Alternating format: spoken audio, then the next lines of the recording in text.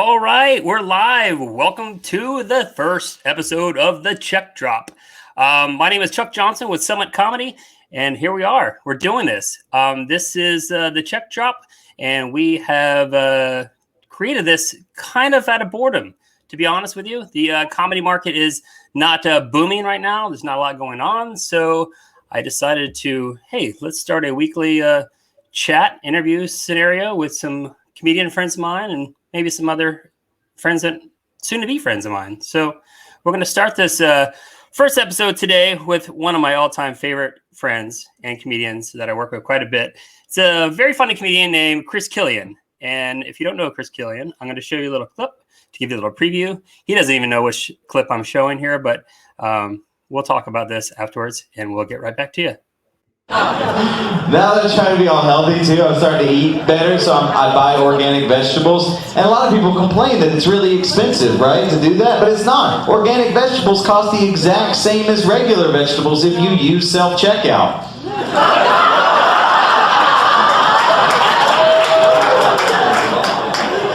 You guys are learning all kinds of shit at my show. You're welcome.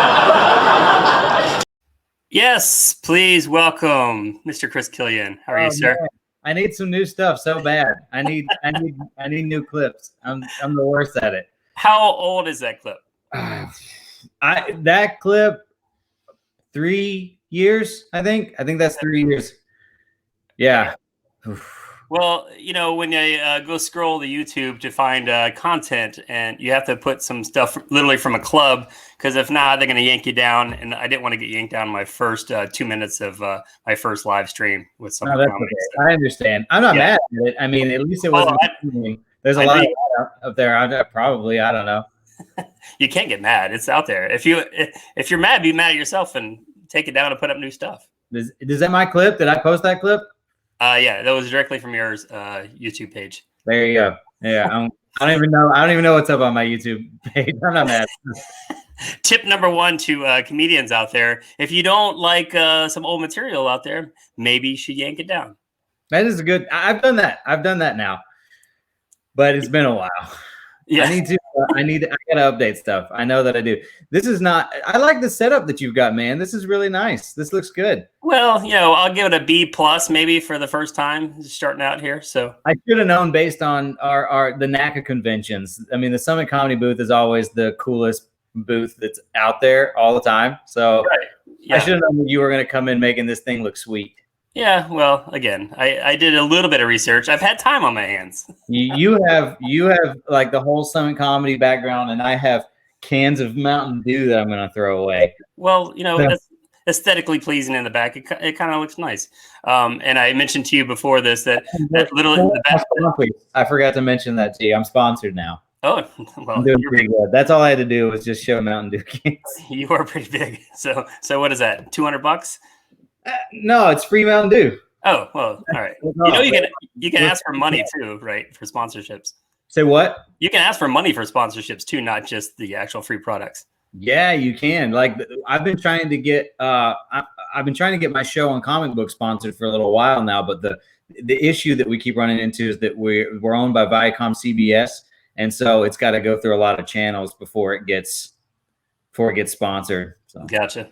Yeah. Hey, well, while you're mentioning that, many people might not know your little side hustle. Besides being a stand-up comedian, what is your other job?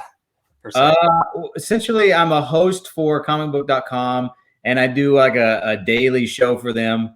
That it's kind of just like Weekend Update, except for like nerd news, and it's pretty good. I like it. I like the hustle because I'm a big closet nerd myself.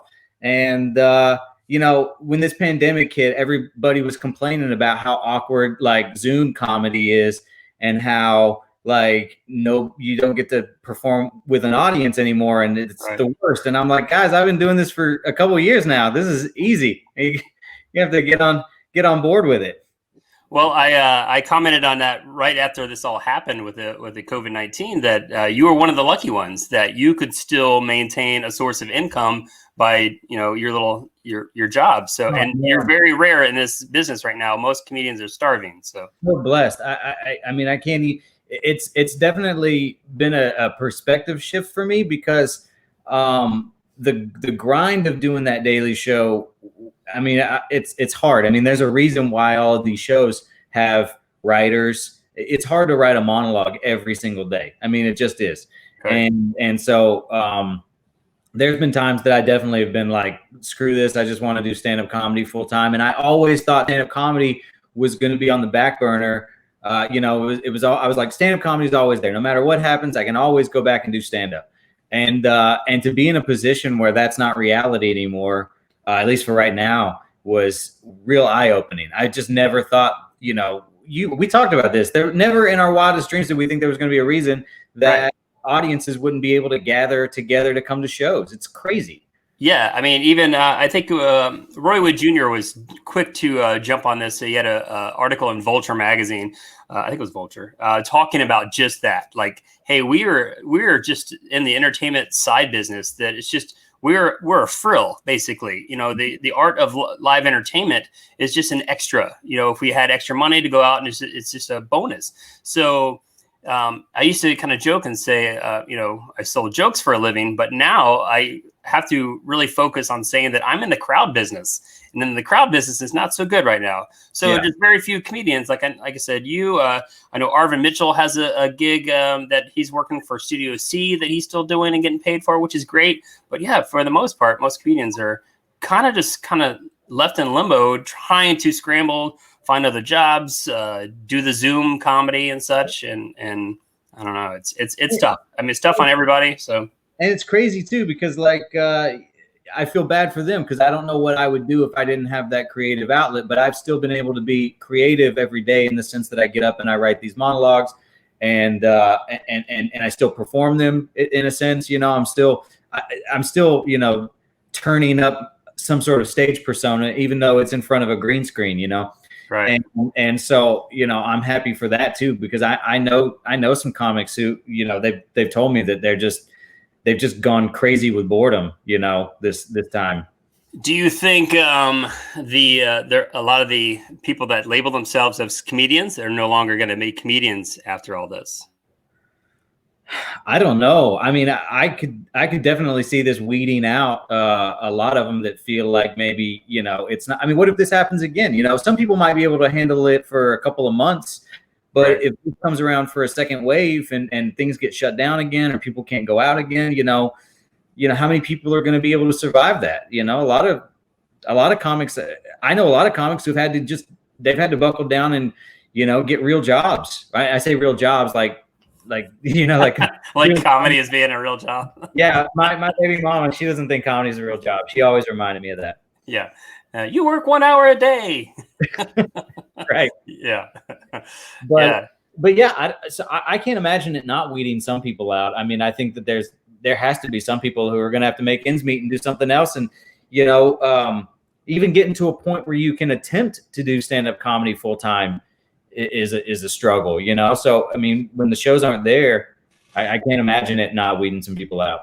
Right. And imagine how many comedians that are going to be so rusty as well, like coming back. I mean, it's I don't know if people just assume that it's like, hey, you just get back on stage and doing it. But it literally, I mean, I'm not a comedian, never have been, but I just, from being around the business, I know that it's like a muscle. You need to keep flexing it and working it out and exercising to maintain that muscle. So sure. if you're not on the stage for 3 months and that first go round is going to be interesting, I think, for a lot of people. So too, I mean, that's one reason that I really enjoy what I'm doing is that I do feel like it keeps my my senses a little sharp, and it keeps, you know, even though it's not the same thing, but it kind of is the same thing. You know, I'm still thinking with an audience in mind, and I'm still, like I said, I'm still performing. So it's, you know, I don't feel like it's going to be as bad for someone like me who's still been able to like entertain in some form of fashion. But yeah, if you go like 3 months without stepping on stage, it's just like trying to get back into the gym and you can't lift the same weight anymore. You know what I mean? Right. You can kill yourself. Yeah, and you can't even get into most gyms now either. So yeah, I know, it's screwed all the way around. So yeah, that's so funny. So have you attempted any of the Zoom calls or Zoom comedy shows, or been asked to do? Man, no, I'm not desperate. Why would I do that? Well, there are some desperate people out there. You know, desperate times call for desperate measures. And absolutely, and that's where I sympathize, because I mean, some people, that's their only outlet, and I completely understand that. But I have not had to do that. I haven't even, now that like some clubs have started opening up. I was talking to somebody else, a comic friend of mine, about this.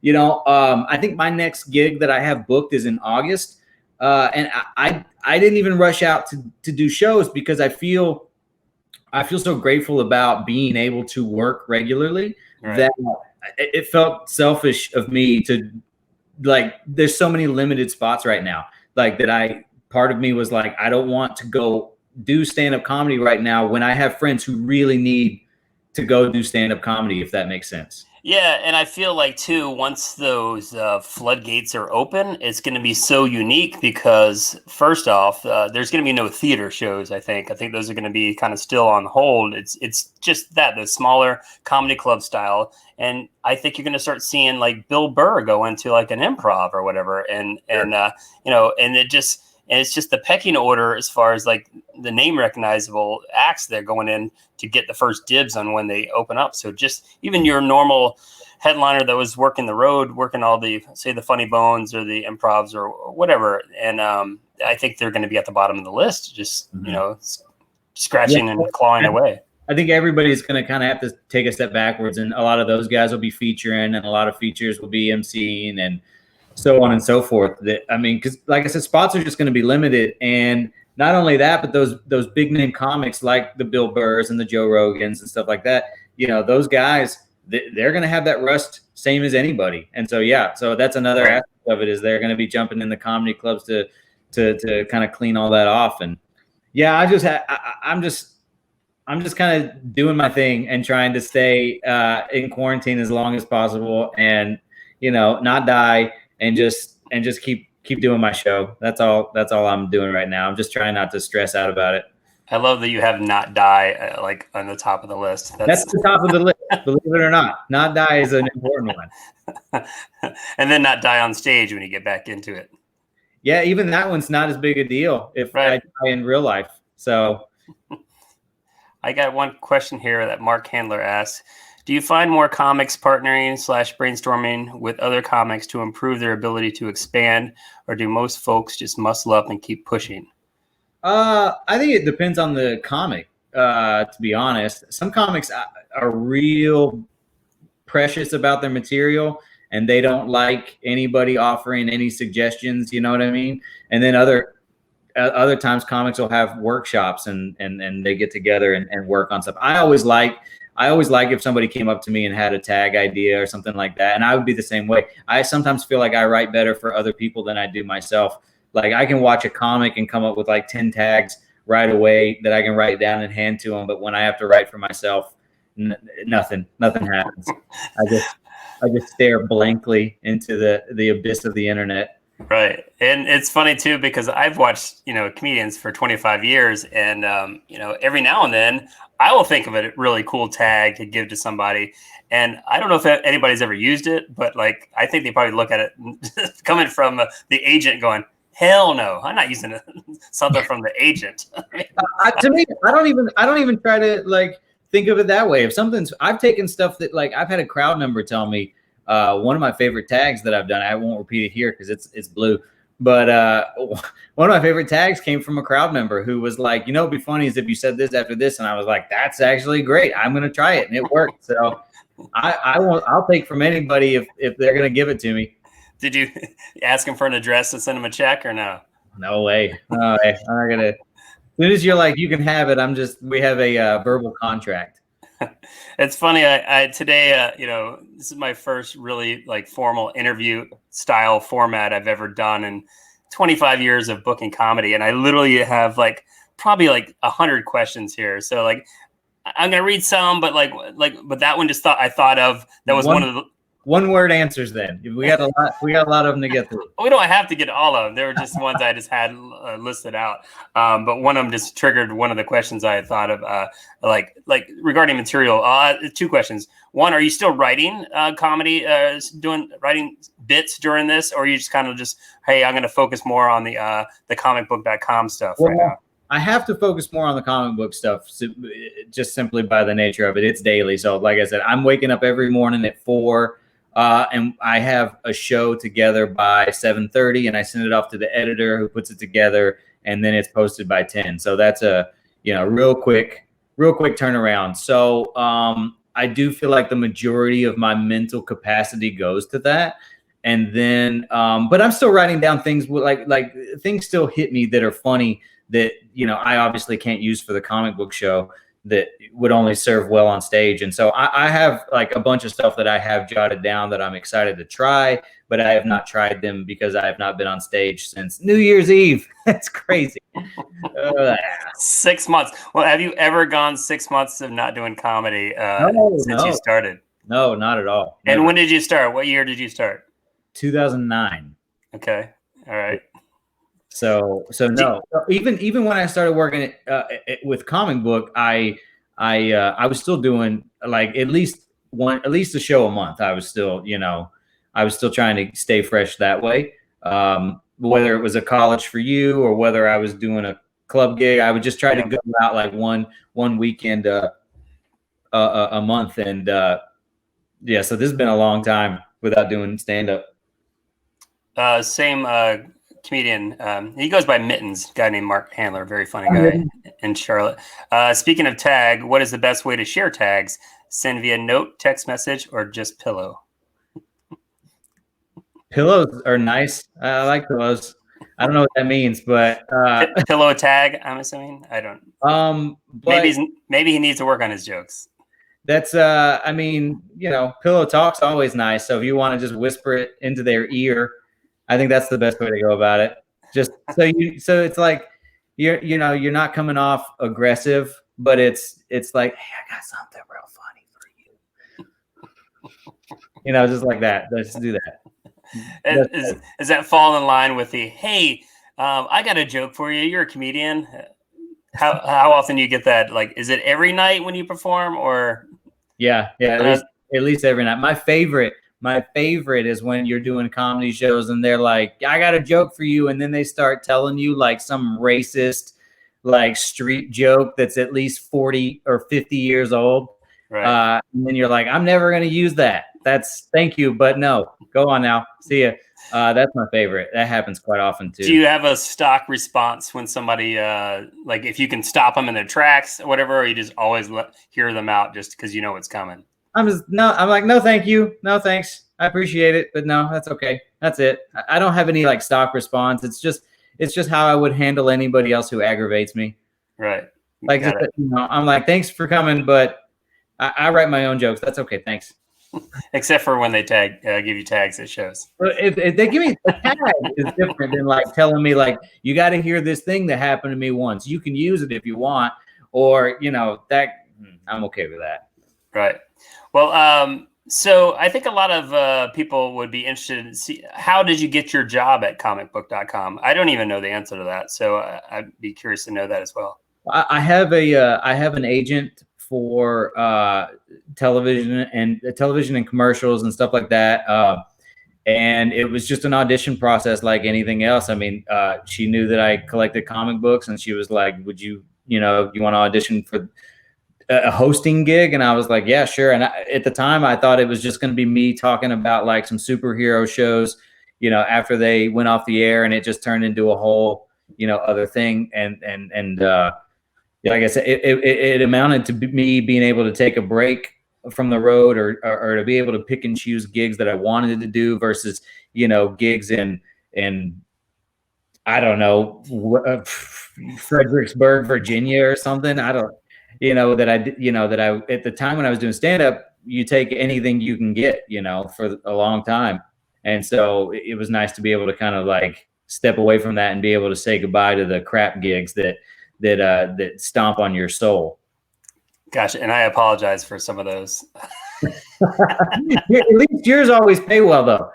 Yours, you know what I mean? Like, yeah, some of those college gigs can be pretty rough when you're in a cafeteria and nobody's paying attention to you, or sometimes they don't even know there's going to be a show.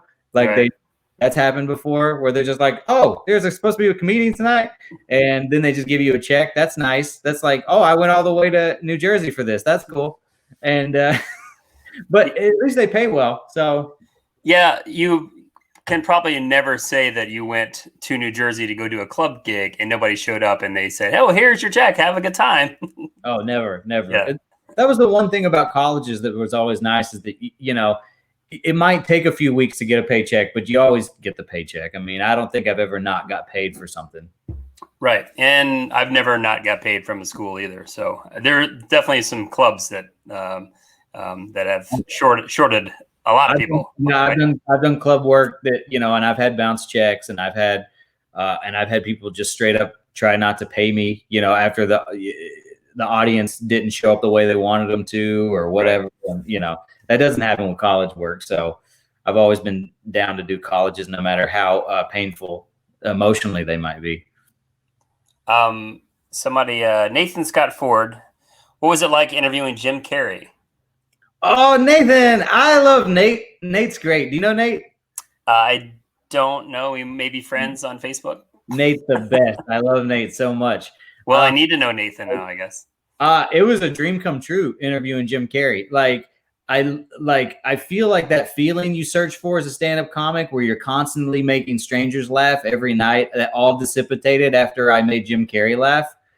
Like, I feel like it was like a pressure off my shoulders. I made him laugh like twice, and I have it on video. It's out there. It's proof. I feel like nobody can ever tell me I'm not funny ever again. And I did see that clip, and I've seen it numerous times, because I think you would. Hey, remember this? We're gonna flash back to this. You better nugget. See it every year on the year forever. It'll always be posted. Every time Jim Carrey's got a new movie coming out, it'll be posted. It's Jim Carrey Thursday again. So regarding, say, driving all the way to New Jersey for shit money, what's the furthest you've driven for the least amount of pay for a comedy show? Oh God, when you were starting out, I guess.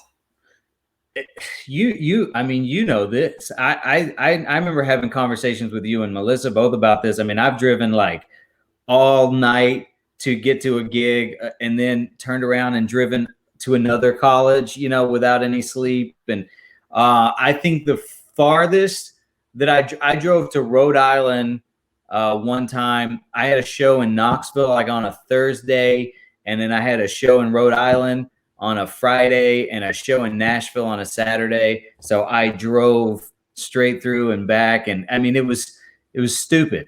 It was completely stupid. And I would never wish that upon any comedian ever. Driving while delirious has got to be just as bad, if not worse, than drunk driving. But probably the furthest. I know I've been up driving at least 48 hours straight before. It's funny because like you hear of comedians dying down the road, whether it's self-inflicted or whatever, but not too many stories of them driving and like, I mean, just the sleep deprivation. I mean, it's got to be amazing. Like, it's crazy. It's incredible. It's incredible that more comedians don't die, as many of them are, traveling every week and using pre-workout energy as like a caffeine boost or whatever. Right. It's, or cocaine, whatever, your thing is. It's insane that more comedians don't die that way. And, knock on wood, I hope that stays that way. But yeah, it makes no sense to me. Yeah. All right, cool. Let's go back when you got started. And did you start? I know you're in Nashville area, right? Yeah. Now, where did you start? Because it's funny, because I'm trying to remember the first time like I met you or worked with you, and my memory is horrible. So you probably remember that more than I do. But tell me how you got your start. Who you got your start with? Was it solo, or did you have a group of comics that you kind of like came up the ranks with, or when we started? I don't no, I always felt like I was a bit of a loner because I didn't go do a lot of open mics the way the trajectory for me was not common like it is for a lot of comics. I did a songwriter night at Zany's, and I spent like 4 months just like when I decided I wanted to try stand up. I spent like 4 months writing stuff and trying to go to shows and go to open mics, and I just watched a lot before I ever attempted to do it.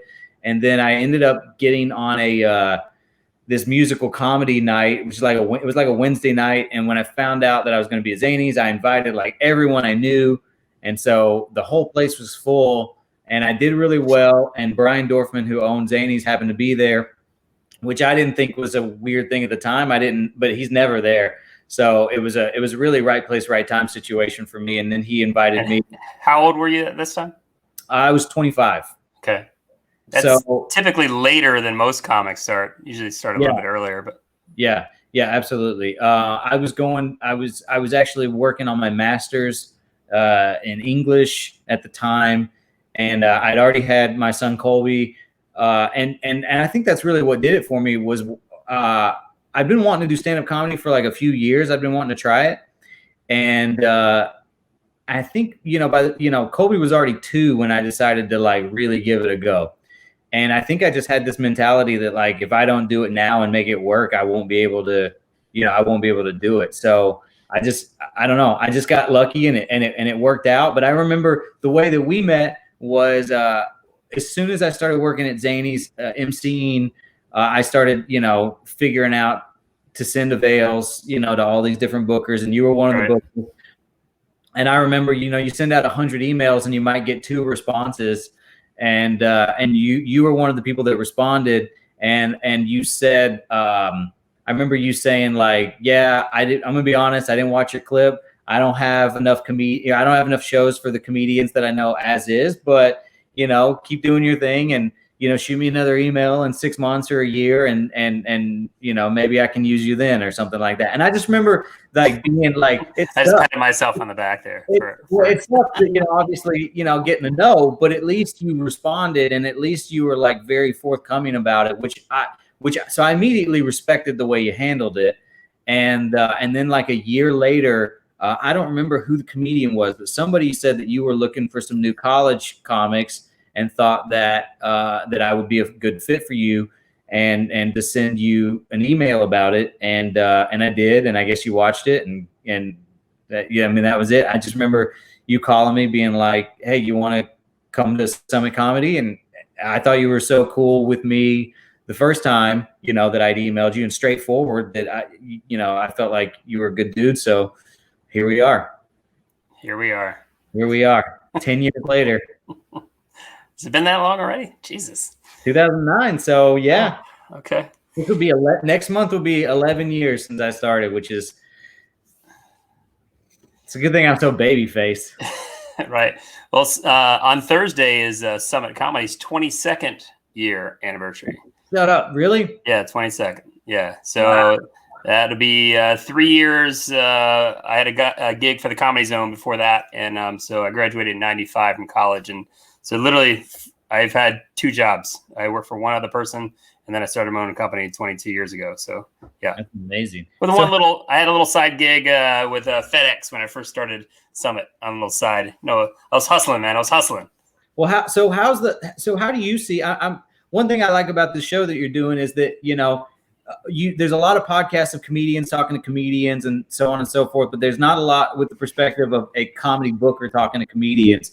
And so, like, with everything going on right now, how do you feel like the business is going to change going forward? With I know we touched upon it a little bit, but I'm just curious myself about like what are some of the ways that you see like stand-up comedy moving forward, and you being a booker, trying to book shows. Right.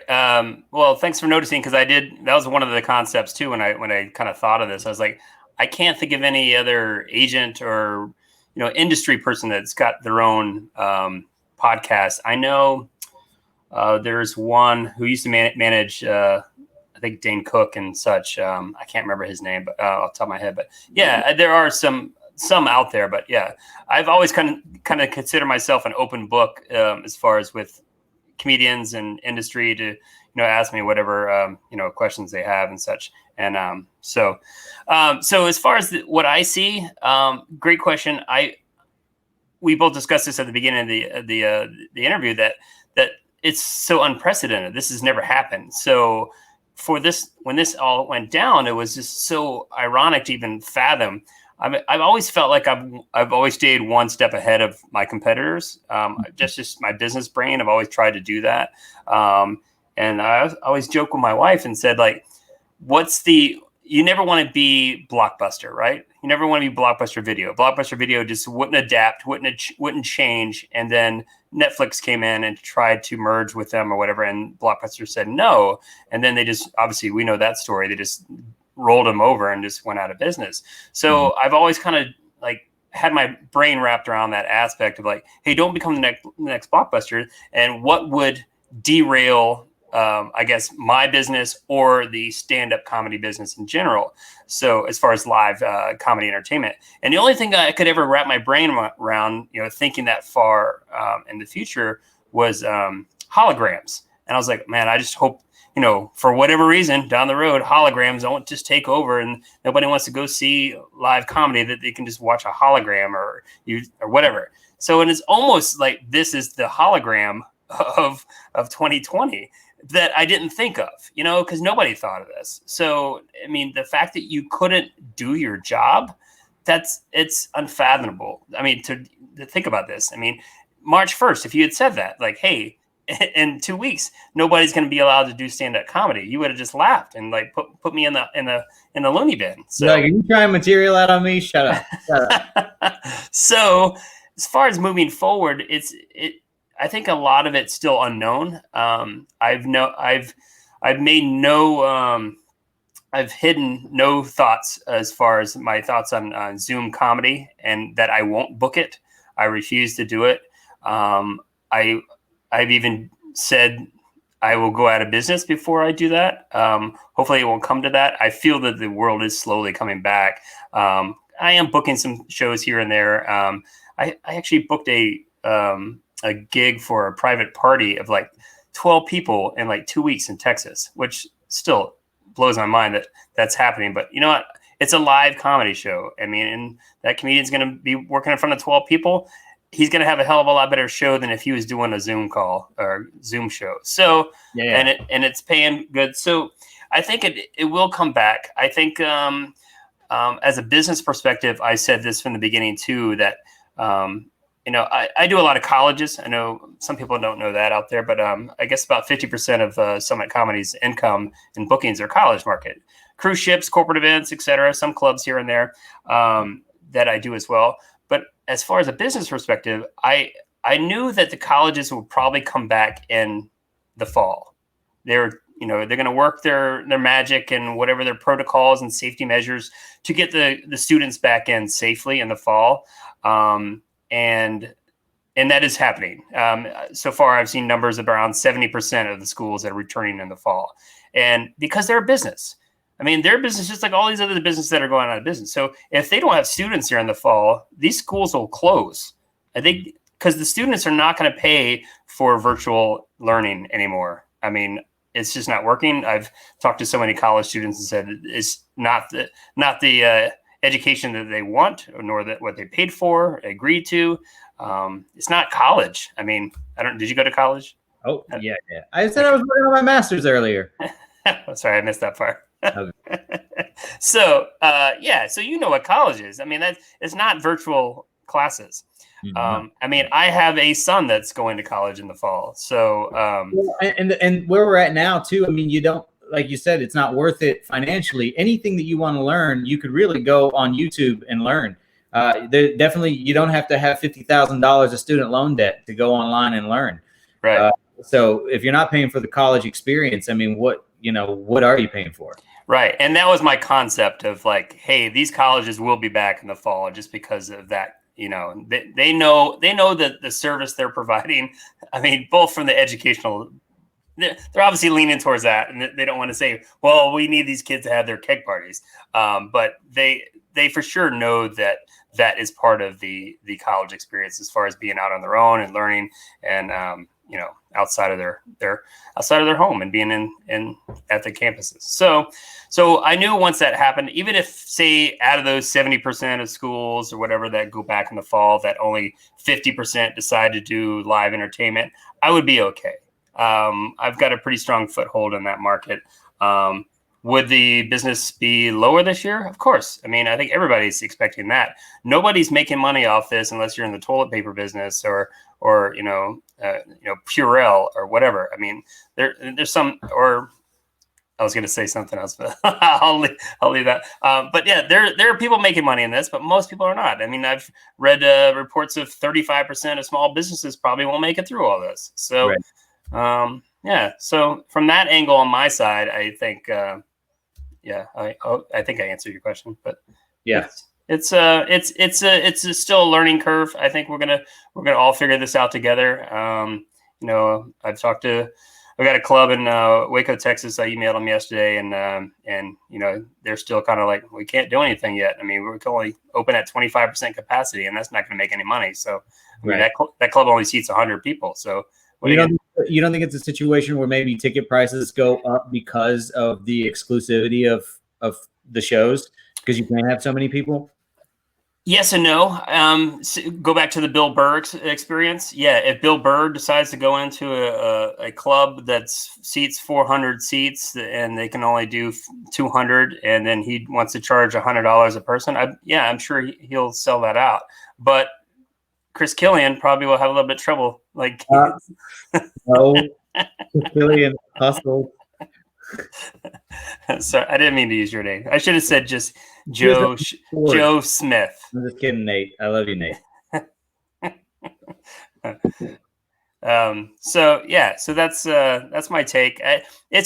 I've said this a lot too, that it's like my comedy remote control used to be always on and playing and just always going to the next feature. It's just stuck in the pause remote in the pause, section. So it's stuck.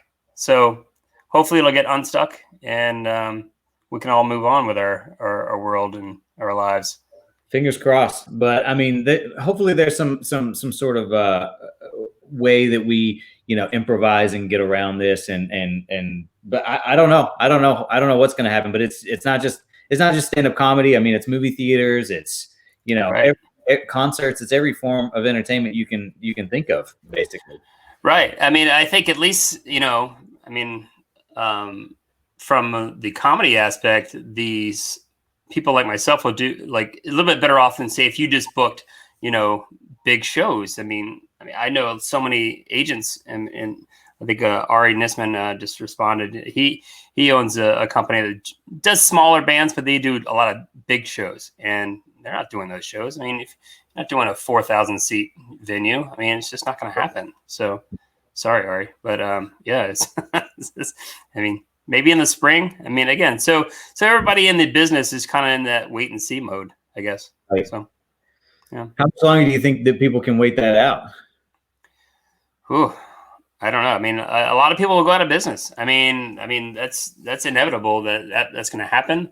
I don't know. I don't talk to a whole lot of I talk to some of my peers in the college market, but I haven't talked to a lot of people in the say the comedy agent business. I see Joel Pace every now and then, but we haven't really talked too much about just that. I don't want to get into that with somebody else because I don't know, if they're struggling. And I see some club owners posting their thoughts here and there, negative thoughts mostly about being with their hands tied as far as how many tickets they can sell, et cetera, et cetera. I mean, again, this is for the first time. You always say that like we're in the same boat, in the comedy business. I mean, and whether you're Sebastian Maniscalco or Joe Smith, I mean, you were just you get up and you tell jokes for a living, and now all of those comedians can't do it, and all their agents, all their managers, et cetera, as far as the live stand-up aspect of it, is done. I mean, as of right now, they're paused. So, I mean, right. There are some, exceptions to the rule. I did see Bert Kreischer is doing a little mini tour. He's actually coming near Charlotte next week or so, and he's doing a drive-in movie theater. So, hey, That's out of the box thinking. I like it. I don't know how that's going to sound, and I don't know how it's going to work as far as the call and response of people in their cars laughing. If you can hear them, whatever. Like a Zoom comedy show. What's that?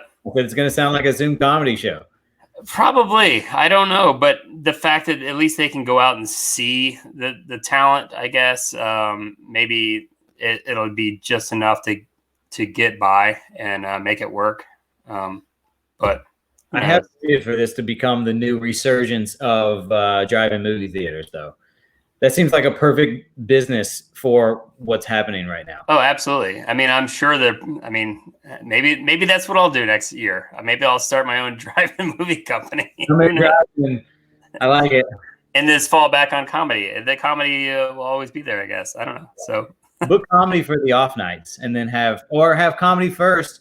No, have the comedians after the drive-in movie theater. That'll work out best for everybody, I think. Well, at least get the kids out of there too. Yeah. I mean, you would think. I mean, I assume they're gonna promote this as an adult show, but how many times people are gonna just throw their kids in the car and go, "Hey, we're gonna go see this comedian." Yeah, but I'm sure they're bringing their kids to see rated R movies too. So yeah, whatever. Parents of the year. Yeah. Sorry, kid. Eat them up. Oh man. What else do you want to talk about? You're the one that's got 100 questions. I literally, it's the funniest thing. I see all these but I'm just having fun just rapping with you. So So what's next for you? Like is this a contract deal with the comic book thing? Is it one year to year or or no, it's not like a strictly a contract. Like I said, I'm under salary with them, and so until I say I want to go, or they're like, hey, you suck, and don't do this for us anymore. I mean, I guess it's just kind of status quo right now. I have been really lucky to be able to do this from home. Because originally I was working out of a studio. We have a studio in Nashville that I would go to every day and do this, but they set me up with a camera and lights and audio and green screen and all that kind of stuff, and so a whole room in my house upstairs is just dedicated to putting the show together, and so that's helped out quite a bit. But do you think they're going to get used to that and go, oh wait, let's just do that from now on?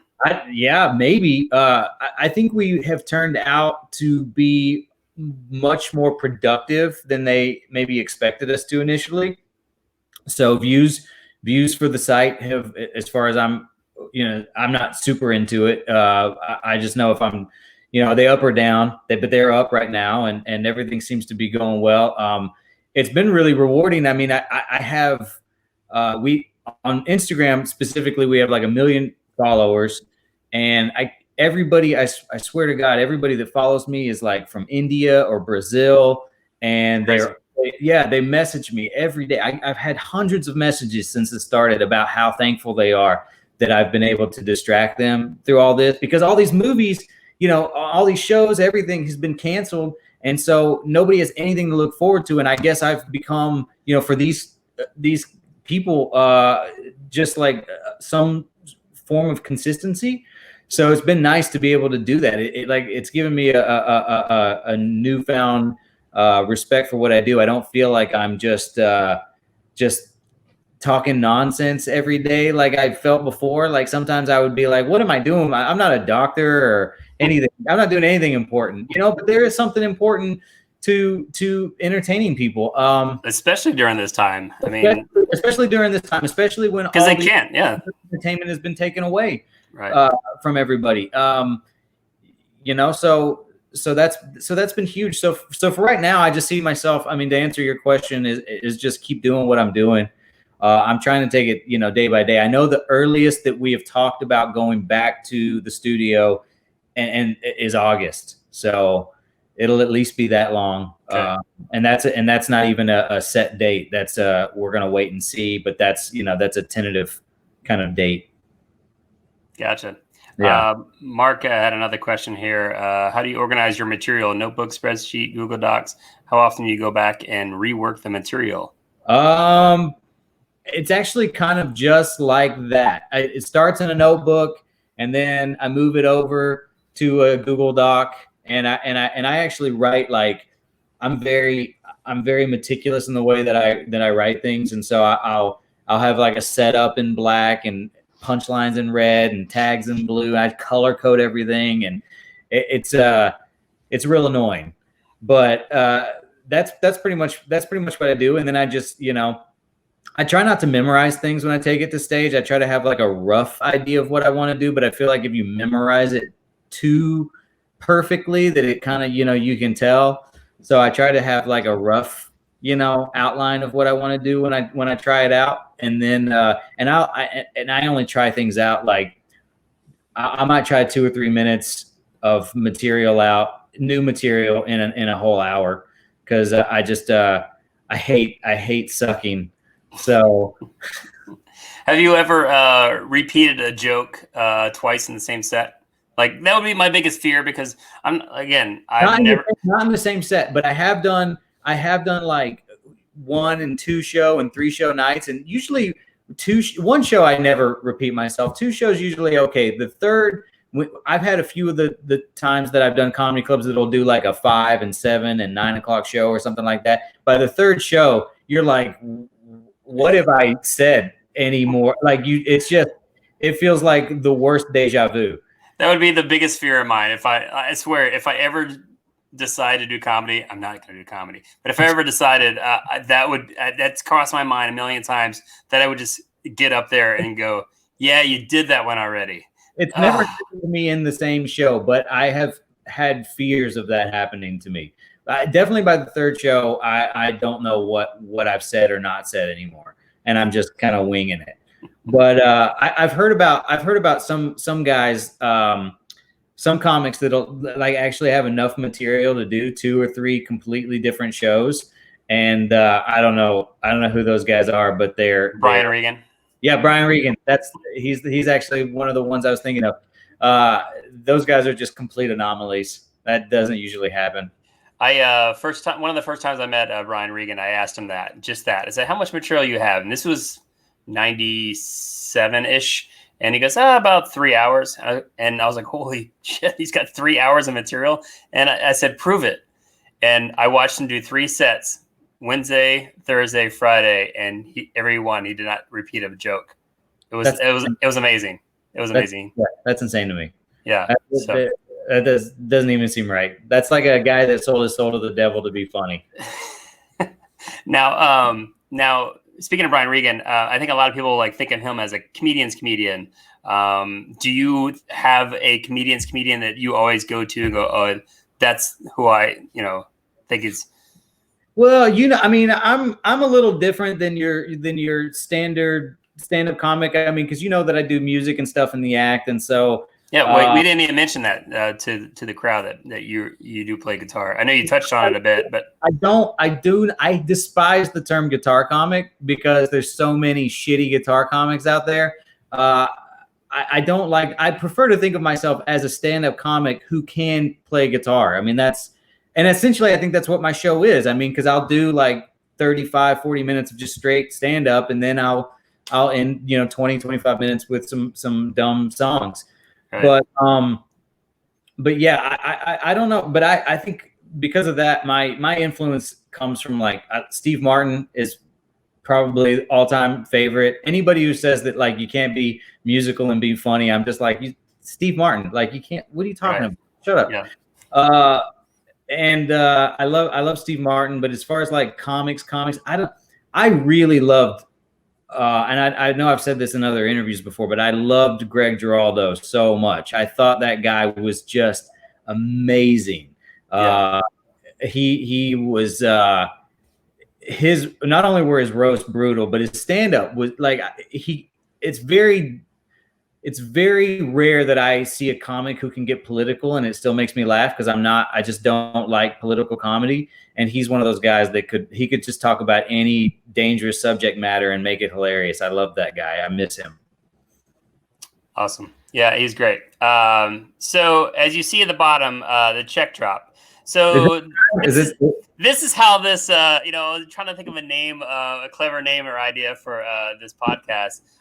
If anybody out there doesn't know what the check drop is, the check drop is traditionally a point in the comedy club business where the headliner is still on stage, but yet all the drunks need to get their checks and they got to pay for their drinks and their food and such. And it's probably, I assume it's one of the worst times as a headliner sitting up there trying to tell your jokes while everybody's arguing over, I didn't order these chicken nuggets. Every bit of momentum that you have worked up, the crowd is in a frenzy. It all comes to a crashing halt during the check drop. So since we're wrapping this up here, we've already talked for 50 minutes, which it seems like 6, but that's so awesome just hanging out with you. So you guys spend days together in Guantanamo Bay. Well, that was so. We didn't even bring that up. Well, you may want to do that now. So many times people ask about like the hell gigs, like there's so many shitty gigs that you do out on the road and such, and it's just the nature of the beast. There's hecklers, etc., that just destroy a show and such. But like, tell me your favorite story that this is why I got into this business. Like, oh my God, this is, because again, you've probably said that in tons of interviews, but maybe not told those gems where like, you know what, this is the zenith of my career so far that like, man, if it could be like this every night, it would just be the perfect job. And like, so share with that. Guantanamo Bay is definitely one of those shows. I mean, you were there for that. I mean, what was it like? It was over 1,000 troops, right? It was a lot. I don't remember the exact number, but there were 4,000 troops on the base, and 1,000 showed up for the show that we had booked in Guantanamo Bay, Cuba. Yeah, it was insane. And the thing about performing for troops is that they are, especially like when they're out of the country like that they are just so starved for any kind of entertainment that like, I mean, the whole show, I just thought, I mean, it was just rocked from top to bottom. I mean, Jesse was awesome. Arvin was awesome. The whole show was great. And so that's one of those shows that really sticks out in my mind is like, this is why I do this, because it's really helping people. And because people are very grateful for what you're bringing to them. I remember, as soon as the shows were over, the whole island treated us like rock stars. Like every time we would walk into like the bar, like we were getting like a standing ovation and people were clapping and buying us drinks. I don't think I was sober the rest of the time I was there. Right. And it was kind of like the opposite. We were trying to get back to them. Let me buy you a drink. And it wasn't happening. They weren't letting us do anything like that. It was amazing. Yeah, it was awesome. So for me, that was definitely one of those kinds of shows where you feel like you're there's just a little more to it than just, I'm just telling dick jokes and my life is means nothing. You actually feel like you're helping people in some small way. Yeah. Yeah. And then we had another funny story on the side. You can tell that one, man. I don't want to go to prison. Go back and look at my, if you're friends with me on Facebook, go look at the story I posted there about a month ago. So yeah, there's that. So yeah, I like having my phone not tapped. So yeah. I would keep it that way. There was a time for about 2 weeks when I came back, I was convinced that my phone was tapped for 2 weeks. Me too. Not a doubt. When we were leaving and the plane like turned a circle going back, I was like, this is how we die. They're about to murder us. We know too much about waffle buddies. I thought they were gonna tip us over and just dump us out into the ocean. Yeah, it was legit the scariest thing I've ever been through. Man, so many secrets in that place. Yeah, indeed. And I will never talk about them. Yet we'll go back in a heartbeat. Oh, I would love to. I would love to go back. I think that would be awesome. Awesome. Well, I figured that's a good point to end this. And Chris, I love you, man. I appreciate you coming on and being my guinea pig for my first time doing this. And you know where to find me if you need anything. Yeah, I love you too. I can't wait till we get back to business as usual. That will be fantastic. Yeah, and if anybody out there is looking for a comedian, when you're looking for some live comedy, summitcomedy.com, just hit us up and we'll take care of you. So when the world gets back up and running. Am I pointing in the right direction? I want to make sure. There you go. Yeah. Right here. Awesome. Well, you take care, be safe, and we'll see you on the flip side, buddy. You do the same, Chuck. Love you. All right, man. Later. Bye.